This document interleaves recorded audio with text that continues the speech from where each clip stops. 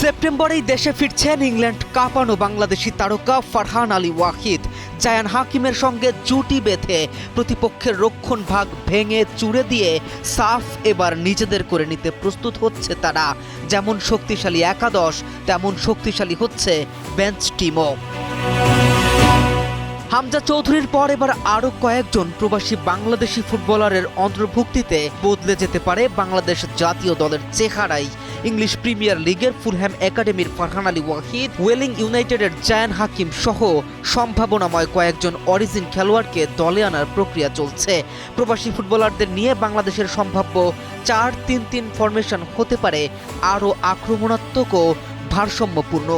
মাঝ মাঠের নেতৃত্বে থাকবেন লেস্টার সিটির হামজা চৌধুরী, যিনি রক্ষণ সামলানোর পাশাপাশি আক্রমণের ভিত্তি করবেন। তার সঙ্গে সমিত সোমের বক্স টু বক্স ভূমিকায় দলকে বাড়তি শক্তি দিতে পারে। AKS অর্জন করলো গিনেস ওয়ার্ল্ড রেকর্ডস। AKS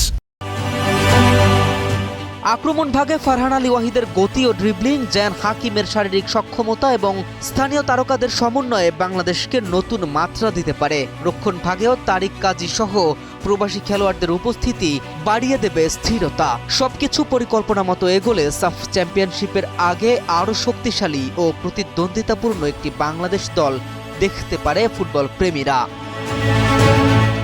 কে এম রাফিন, নিউজ 24।